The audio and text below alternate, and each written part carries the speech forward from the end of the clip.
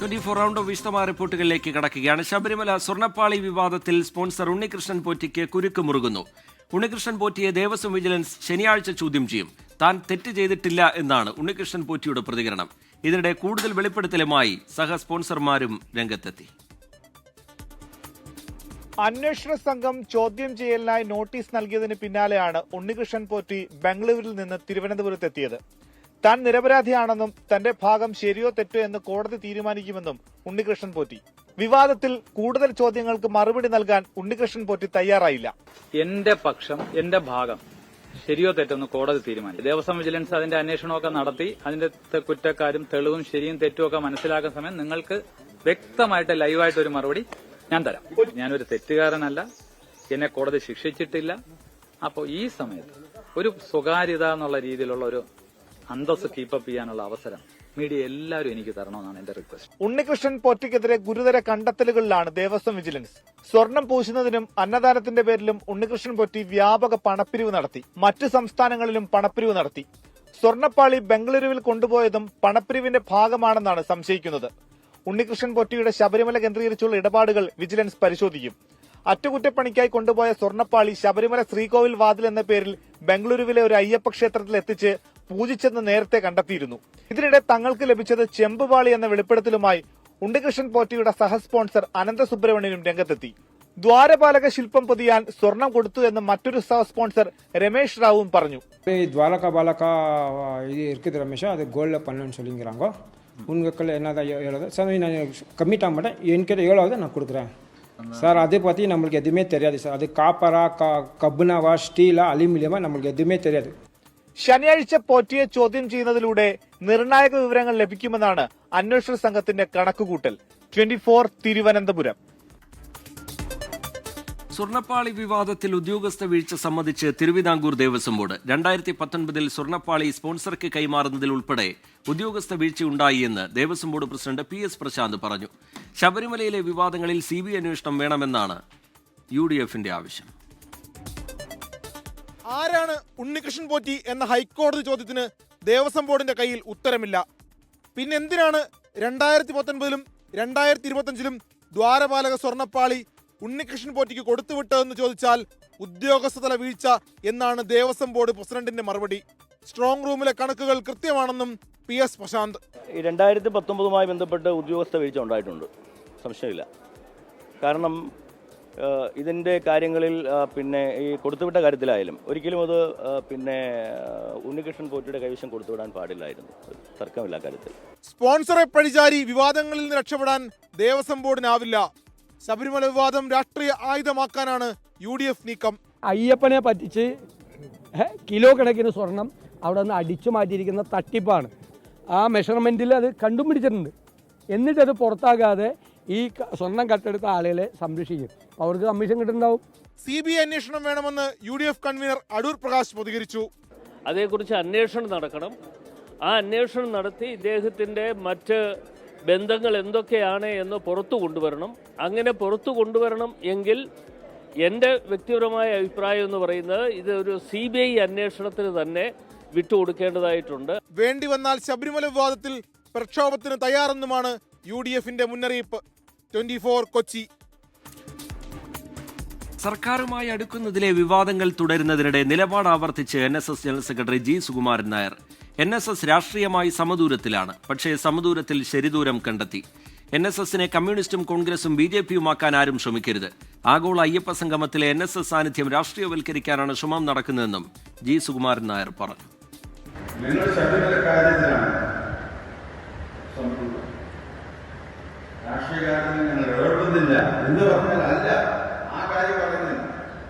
ഇത്തരം പ്രവർത്തനമാണ് നമ്മുടെ ഇവിടെ നടക്കുന്നത്. നമ്മുടെ കേരളത്തിൽ ഞങ്ങൾക്കൊന്നും വേണ്ട. ഞങ്ങൾ ഇവരുടെ ആരുടെ കേന്ദ്ര ഗവൺമെന്റിന്റെയും വേണ്ട, സംസ്ഥാന ഗവൺമെന്റിന്റെ അംഗീകാരം വേണ്ട. സമത്വത്തിൽ കഴിയുന്ന നായർ സമുദായത്തെ രാഷ്ട്രീയത്തിലുള്ളവരുടെ സമൂഹത്തിൽ കഴിയുന്ന എത്രയോ ലക്ഷക്കാരങ്ങൾ സമുദായങ്ങൾ സ്ത്രീകളുണ്ട്. അവരെ കമ്മ്യൂണിസ്റ്റോ കോൺഗ്രസോ BJPയോ ആക്കാൻ നിങ്ങൾ ശ്രമിക്കുന്നു. പാകിസ്ഥാന് മുന്നറിയിപ്പുമായി പ്രതിരോധ മന്ത്രി രാജ്നാഥ് സിംഗ്. ഗുജറാത്ത് അതിർത്തിയിലെ സർക്രീക്കിൽ പ്രശ്നമുണ്ടാക്കാൻ ശ്രമിച്ചാൽ കനത്ത തിരിച്ചടിയുണ്ടാകും എന്നാണ് മുന്നറിയിപ്പ്. സർക്രീക്കിലൂടെ കറാച്ചിയിലേക്ക് വഴിയുണ്ടെന്ന് പാകിസ്ഥാൻ ഓർമ്മിക്കണമെന്നും രാജ്നാഥ് സിംഗ് പറഞ്ഞു. ഗുജറാത്ത് പാകിസ്ഥാൻ അതിർത്തിയിലുള്ള ചതുപ്പ് മേഖലയായ സർക്രീക്കിൽ പാകിസ്ഥാൻ അതിർത്തി തർക്കമുണ്ടാക്കാൻ ശ്രമിക്കുന്നുവെന്ന് പ്രതിരോധ മന്ത്രി രാജ്നാഥ് സിംഗ്. മേഖലയിൽ പാകിസ്ഥാൻ സൈന്യം അടിസ്ഥാന സൗകര്യങ്ങൾ വർദ്ധിപ്പിക്കുന്നു. സർക്രീക്ക് മേഖലയിൽ പാകിസ്ഥാൻ ദുസ്സാഹസത്തിന് ശ്രമിച്ചാൽ തക്കതായ തിരിച്ചടി നൽകുമെന്നും രാജ്നാഥ് സിംഗ് മുന്നറിയിപ്പ് നൽകി. सरक्रीक इलाके में सीमा को लेकर एक विवाद खड़ा किया जाता है. भारत ने कई बार बातचीत के रास्ते इसका समाधान करने का प्रयास किया है, मगर पाकिस्तान की नीयत में खोट है, उसकी नीयत साफ नहीं है. ചർച്ചകളിലൂടെ ഈ മേഖലയിലെ പ്രശ്നങ്ങൾ പരിഹരിക്കാൻ ഇന്ത്യ ശ്രമിച്ചെങ്കിലും പാകിസ്ഥാൻ അതെല്ലാം അവഗണിച്ചു. ഇന്ത്യൻ സൈന്യവും BSFും അതീവ ജാഗ്രതയോടെ പ്രവർത്തിക്കുകയാണെന്നും രാജ്നാഥ് സിംഗ്. कभी ये चुनौतियां बाहरी आक्रमण के रूप में सामने आती हैं, कभी आतंकी संगठनों के रूप में आती हैं, और आजकल तो साइबर वार और इंफॉर्मेशन वार के रूप में भी चुनौतियां आ रही हैं. 1965 യുദ്ധത്തിൽ ഇന്ത്യൻ സൈന്യം ലാഹോറിലെത്തിയിരുന്നു. ഇന്ന് കറാച്ചിയിലേക്കുള്ള ഒരു വഴി സർക്രീക്കിലൂടെ കടന്നു പോകുന്നുണ്ടെന്ന് പാകിസ്ഥാൻ ഓർക്കണമെന്നും പ്രതിരോധ മന്ത്രി മുന്നറിയിപ്പ് നൽകി. 24 ഡൽഹി. പാക് അധീന കശ്മീരിൽ പ്രതിഷേധം രൂക്ഷമായി തുടരുന്നു. പ്രതിഷേധക്കാർക്ക് നേരെ നടത്തിയ വെടിവെപ്പിൽ മരണം 12ആയി. 200-ലേറെ പേർക്ക് പരിക്കേറ്റു. പ്രദേശത്തെ വൈദ്യുതിയും ഇന്റർനെറ്റും വിച്ഛേദിച്ചു. കൂടുതൽ സൈന്യത്തെ എത്തിച്ച് പ്രതിഷേധം അടിച്ചമർത്താനാണ് ശ്രമം.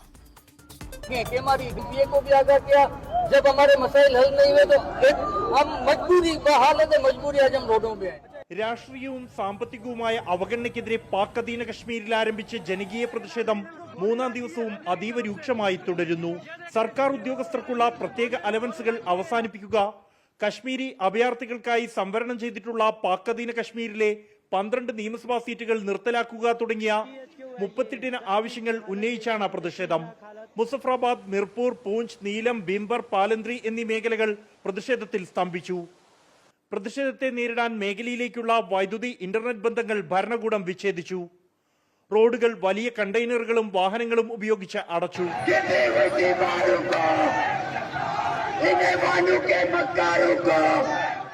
ഇതെല്ലാം മറികടന്ന് മുന്നേറിയതോടെ പ്രതിഷേധക്കാർക്ക് നേരെ പാക് സൈന്യം വെടിയുതിർത്തു. 12 പേരാണ് ഇതുവരെ കൊല്ലപ്പെട്ടത്. വെടിവെപ്പിൽ കൊല്ലപ്പെട്ടവരിൽ പോലീസുകാരും ഉൾപ്പെടുന്നു. 200-ലേറെ പേർക്ക് പരിക്കേറ്റിട്ടുണ്ട്. പ്രതിഷേധക്കാരെ അടിച്ചമർത്താൻ കൂടുതൽ സൈനികരെ വ്യോമമാർഗം മേഖലയിലേക്ക് എത്തിച്ചു. 24 ഡൽഹി. കൂത്തുപറമ്പ് MLA KP മോഹനെ കയ്യേറ്റം ചെയ്ത് നാട്ടുകാർ. കണ്ണൂർ പെരിങ്ങത്തൂരിൽ മാലിന്യ പ്രശ്നത്തിലെ പ്രതിഷേധത്തിനിടെ MLA സ്ഥലത്തെത്തിയപ്പോഴായിരുന്നു പ്രതിഷേധം. സംഭവത്തിൽ 25 പേർക്കെതിരെ പോലീസ് സ്വമേധയാ കേസെടുത്തു.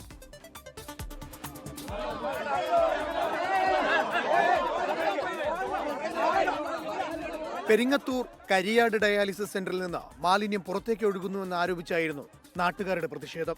ഈ സമയത്താണ് അങ്കണവാടി ഉദ്ഘാടനത്തിന് MLA KP മോഹനൻ അവിടേക്കെത്തിയത്. എന്താണ് പരാതിയെന്ന് കേൾക്കാൻ പോലും തയ്യാറായില്ലെന്നും MLA ഇടിച്ചു കയറി വന്നെന്നും നാട്ടുകാരുടെ ആരോപണം. ഞങ്ങൾ വളരെ സമാധാനപരമായിട്ടാണ് ഡയാലിസിസ് സെന്ററിന്റെ മാലിന്യ പ്രശ്നവുമായി ബന്ധപ്പെട്ട് ഇത് ഉദ്ഘാടനത്തിന് വരുന്നെന്ന് പറഞ്ഞപ്പോൾ ഞങ്ങളെ പ്രതിനിധിയല്ലേ MLA, അപ്പം ഞങ്ങൾ എന്താണ് പറയുന്നതെന്ന് കേൾക്കാൻ അദ്ദേഹം ഒരു സന്മനസ് കാണിക്കണ്ടേ. അയാൾ ഇടിച്ചു കയറി വരിക ചെയ്തു. അല്ലെ, സ്ത്രീകളുണ്ട്, ഗർഭിണികളുണ്ട്, കുട്ടികളുണ്ട്, ഞങ്ങളടുത്ത് ചോദിക്കണ്ടേ.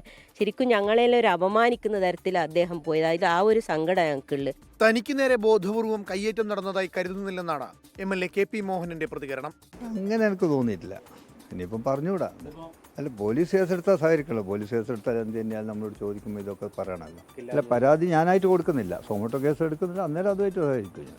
സംഭവത്തിൽ കണ്ടാലറിയാവുന്ന 25 പേർക്കെതിരെ കേസെടുത്തു. ചൊക്ലി പോലീസാണ് സ്വമേധയാ കേസെടുത്തത്. അതേസമയം എല്ലാ നിയമങ്ങളും പാലിച്ചാണ് പ്രവർത്തിക്കുന്നതെന്ന് Abhaya dialysis centre chairman PK Rajan പ്രതികരിച്ചു. ഇതൊരു വ്യാപാര സ്ഥാപനമല്ല, പൂർണ്ണമായ ചാരിറ്റിയാണ്. കൊല്ലത്തിൽ 10-70 ലക്ഷം രൂപ ചിലവാക്കി ജനങ്ങളുടെ സുമനസ്സുകളുടെ എല്ലാവരുടെ പ്രവാസി സ്വാതന്ത്ര്യമാരൊക്കെ സഹായത്തോടെ നടത്തിക്കുന്ന സ്ഥാപനമാണ്. അങ്ങനെ ഒരു കുടിവെള്ള പ്രശ്നമുണ്ട്, അങ്ങനെയുണ്ടെങ്കിൽ അങ്ങനെ ശക്തമായി ദൈത്ത റിപ്പോർട്ടൊക്കെ വെച്ചിട്ടുണ്ടെങ്കിൽ നമുക്ക് അതിന് അധികാരികളെ നിർദ്ദേശം തരുമല്ലോ. 24 കണ്ണൂർ. മാവോയിസ്റ്റുകൾക്കെതിരായ കേന്ദ്ര ആഭ്യന്തര മന്ത്രാലയത്തിന്റെ നടപടികളിൽ നിർണായക വഴിത്തിരിവ്. ഛത്തീസ്ഗഡിലെ ബീജാപൂരിൽ 103 മാവോയിസ്റ്റുകൾ കീഴടങ്ങി. തലയ്ക്ക് 1 കോടി രൂപ പ്രഖ്യാപിച്ച മാവോയിസ്റ്റുകളും കീഴടങ്ങിയവരുടെ കൂട്ടത്തിലുണ്ട്. 22 സ്ത്രീകൾ കീഴടങ്ങിയിട്ടുണ്ട്.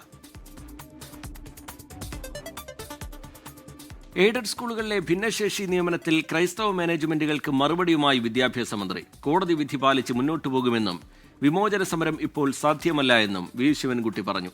ചട്ടങ്ങൾ പാലിച്ചാണ് നിയമനമെന്ന് കോതമംഗലം രൂപതാ പ്രതിനിധി ഫാദർ ഷാജി മാത്യു 24-നോട് പറഞ്ഞു. മാനേജ്മെന്റുകളുമായി സൗഹാർദ്ദമായ അന്തരീക്ഷമാണ്. എന്നാൽ കോടതി വിധി പ്രകാരമേ പ്രവർത്തിക്കാനാവൂ എന്ന നിലപാടിൽ ഉറച്ചു നിൽക്കുകയാണ് വിദ്യാഭ്യാസ മന്ത്രി വി ശിവൻകുട്ടി. 5000-ലധികം ഒഴിവുകളാണ് റിപ്പോർട്ട് ചെയ്യേണ്ടത്. എന്നാൽ ആകെ 1500 താഴെ ഒഴിവുകൾ മാത്രമാണ് റിപ്പോർട്ട് ചെയ്തത്. ഒഴിവുകൾ റിപ്പോർട്ട് ചെയ്യാത്തവർക്കെതിരെ നടപടിയുണ്ടാകുമെന്ന് മന്ത്രിയുടെ മുന്നറിയിപ്പ്. 1500 താഴെ റിപ്പോർട്ട് ചെയ്തിട്ടുണ്ട്. റിപ്പോർട്ട് ചെയ്യാത്ത ഏതൊക്കെ മാനേജ്മെന്റ് ആണെന്ന് സംബന്ധിച്ചിടത്തോളം പരിശോധന നടത്തും. അത് KERൽ ഏതൊക്കെ കാര്യങ്ങളിൽ ഇടപെടാമെന്ന് സംബന്ധിച്ചിടത്തോളം വ്യക്തമായി അതിൽ രേഖപ്പെടുത്തിയിട്ടുണ്ട്. മതവും ജാതിയും നോക്കി വിദ്യാഭ്യാസ രംഗത്തെ വിരട്ടാൻ നോക്കേണ്ടെന്നും മന്ത്രി. ക്രൈസ്തവ മാനേജ്മെന്റുകൾക്കും മന്ത്രിയുടെ മറുപടി. വിദ്യാഭ്യാസ രംഗത്തെ പരിഷ്കാരങ്ങളെ സംബന്ധിച്ചിടത്തോളം വിദ്യാഭ്യാസ രംഗത്തുണ്ടാകുന്ന മാറ്റങ്ങളെ സംബന്ധിച്ചിടത്തോളം വിരട്ടാൻ നോക്കണ്ട. ചിലപ്പോൾ വിമോചന സമരം നടത്താനൊക്കെ അന്ന് സാധിച്ചെന്നിട്ടുണ്ടാവാം. അതിന് പ്രയാസമാണെന്നുള്ള കാര്യത്തിൽ യാതൊരു സംശയവുമില്ല. ഭിന്നശേഷി നിയമനത്തിൽ സർക്കാരിനെ കുറ്റപ്പെടുത്തിയും മന്ത്രിയുടെ പ്രസ്താവനയ്ക്കെതിരെയും സീറോ മലബാർ സഭ രംഗത്തെത്തിയിരുന്നു. ചട്ടങ്ങൾ പാലിച്ചാണ് നിയമനമെന്നും കോതമംഗലം രൂപത. മന്ത്രി എത്രമാത്രം ഇതിന്റെ നിജസ്ഥിതി മനസ്സിലാക്കിയിട്ടുണ്ട് എന്ന് എനിക്ക് വ്യക്തതയില്ല. അല്ലെങ്കിൽ ബന്ധപ്പെട്ട വിദ്യാഭ്യാസ ഓഫീസർമാരാണല്ലോ മന്ത്രിതലത്തിലേക്കും സർക്കാർ തലത്തിലേക്കും ഈ റിപ്പോർട്ടുകൾ കൈമാറേണ്ടത്. ആ റിപ്പോർട്ടുകൾ പരിശോധിച്ച് ഒരു സത്യസന്ധമായ കൃത്യമായ റിപ്പോർട്ട് നൽകുക എന്നുള്ള ഉത്തരവാദിത്വം അധികാരികളുടേതാണ്. റിപ്പോർട്ട് ചെയ്യപ്പെട്ട ഒഴിവുകളിൽ എത്രയും വേഗം നിയമന നടപടികളുമായി മുന്നോട്ട് പോകാനാണ് സർക്കാർ തീരുമാനം. 24 തിരുവനന്തപുരം. വാർത്തകളിലേക്ക് വീണ്ടും. കരൂർ ദുരന്തത്തിന് തൊട്ടുമുമ്പ് TVK അധ്യക്ഷൻ വിജയ്ക്ക് നേരെ ചെരുപ്പെറിയുന്നതിന്റെ ദൃശ്യങ്ങൾ പുറത്ത്. വിജയുടെ പിൻവശത്ത് നിന്നാണ് യുവാവ് ചെരുപ്പെറിഞ്ഞത്. അതേസമയം ദുരന്തത്തിൽ CBI അന്വേഷണം വേണമെന്ന ആവശ്യത്തിൽ TVKയ്ക്കുള്ളിൽ ഭിന്നത തുടരുകയാണ്.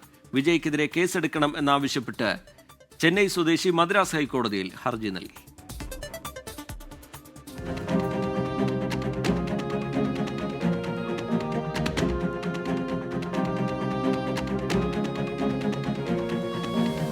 കരൂർ ദുരന്തത്തിൽ ഗൂഢാലോചനയുണ്ടായി എന്നാണ് TVKയുടെ വാദം.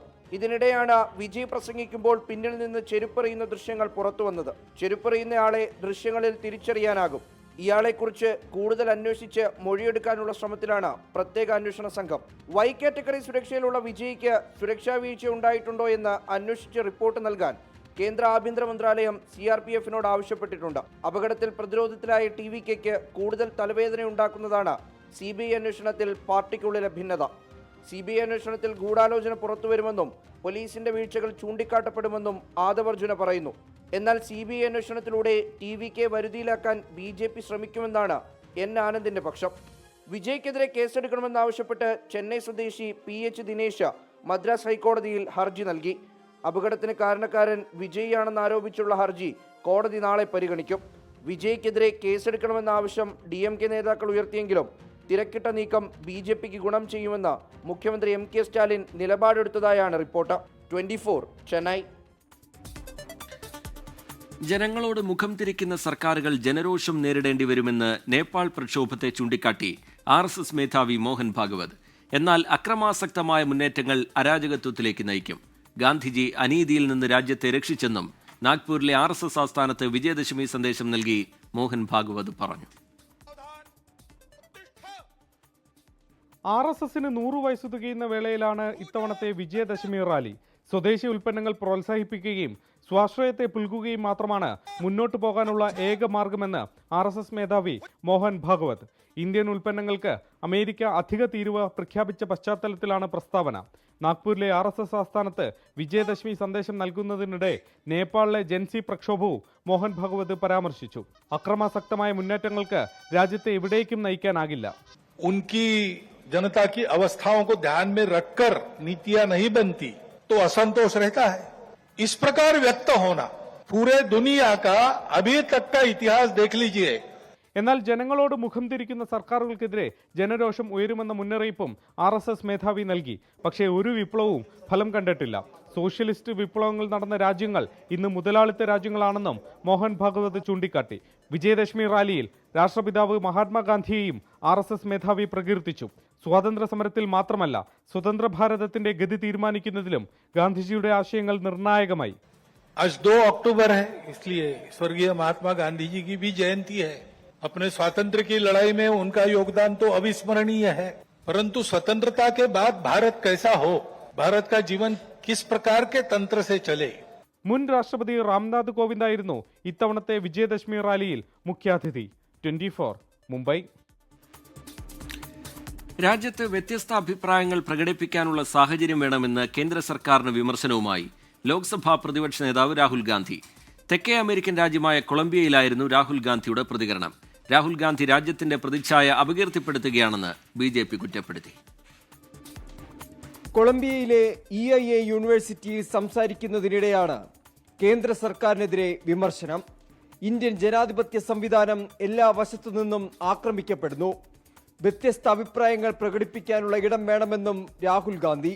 You never know how you can connect or how and where you will connect with somebody until you actually go there. Because this is the type of relationship I'll have with Colombia, doesn't work.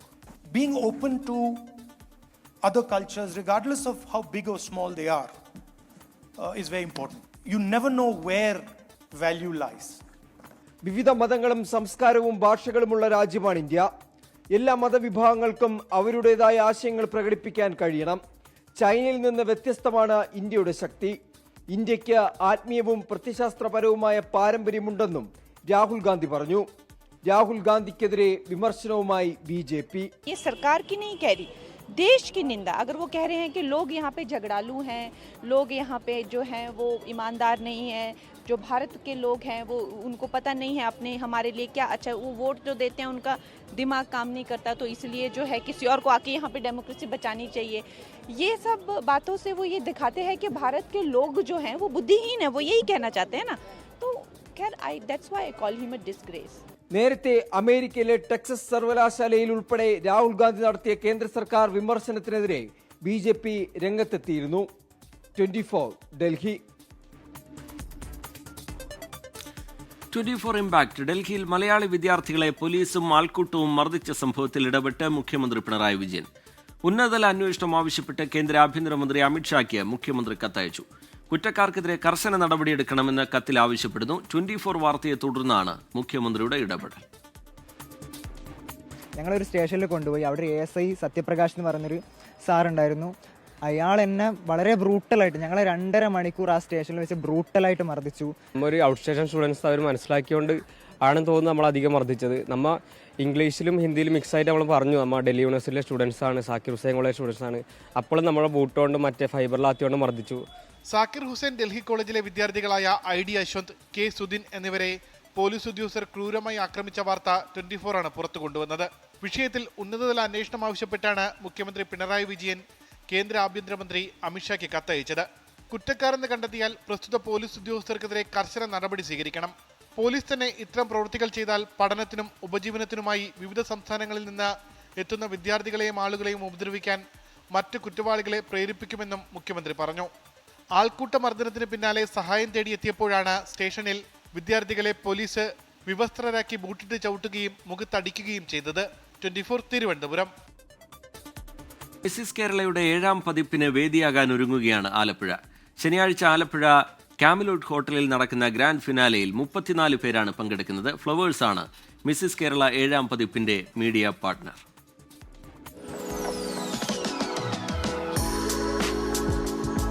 3000-ഓളം അപേക്ഷകരിൽ നിന്നാണ് 34 പേർ തിരഞ്ഞെടുക്കപ്പെട്ടത്. കേരളത്തിൽ നിന്നുള്ളവരെ കൂടാതെ വിദേശ രാജ്യങ്ങളിൽ സ്ഥിരതാമസമാക്കിയ മലയാളികളും Mrs Kerala 7ാം പതിപ്പിന്റെ ഭാഗമാണ്. മത്സരാർത്ഥികളുടെ grooming ആലപ്പുഴയിൽ പുരോഗമിക്കുന്നു.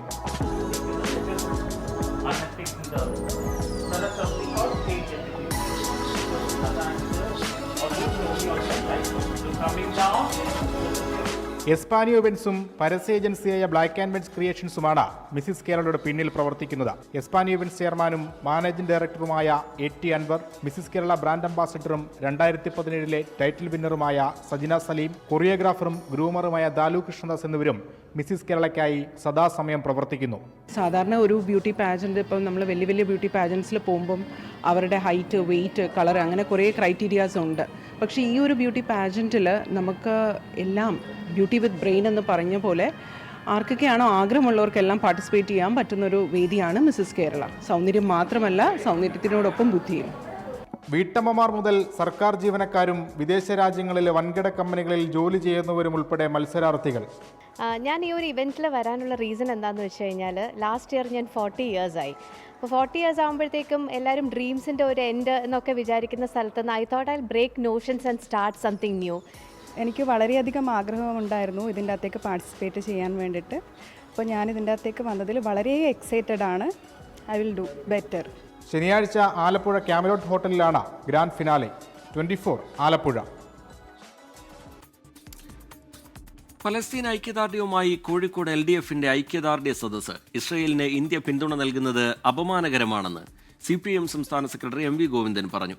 അതേസമയം ഇന്ത്യയോട് വലിയ ആദരവാണ് ഉള്ളതെന്നും ഇനിയും പിന്തുണ ആവശ്യമാണെന്നും പലസ്തീൻ അംബാസിഡർ പറഞ്ഞു.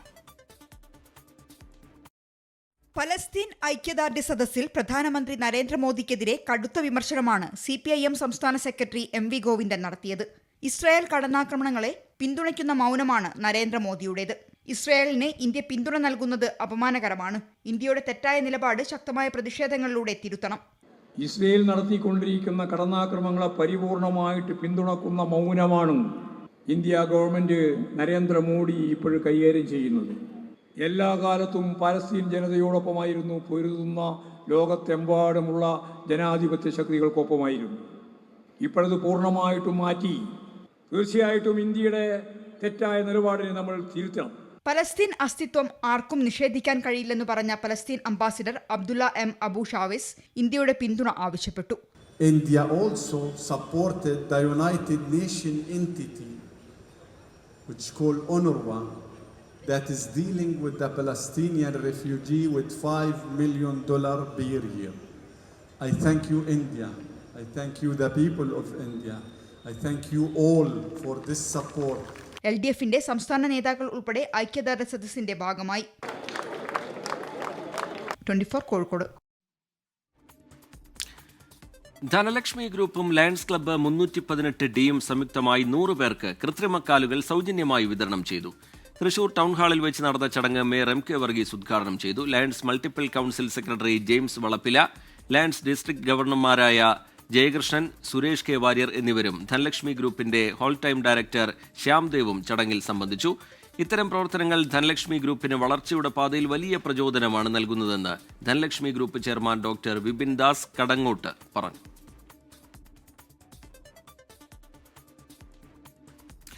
24 റൗണ്ട് അപ്പ് പൂർത്തിയാവുകയാണ്. നമസ്കാരം. ലോകത്തെവിടെയായാലും ഏത് സമയത്തും 24 വാർത്തകളും ഓഗ്മെന്റഡ് റിയാലിറ്റി പാക്കേജുകളും എക്സ്പ്ലെയിനറുകളും വിശദമായി കാണാൻ ഞങ്ങളുടെ YouTube ചാനൽ നിങ്ങൾക്ക് സബ്സ്ക്രൈബ് ചെയ്യാം.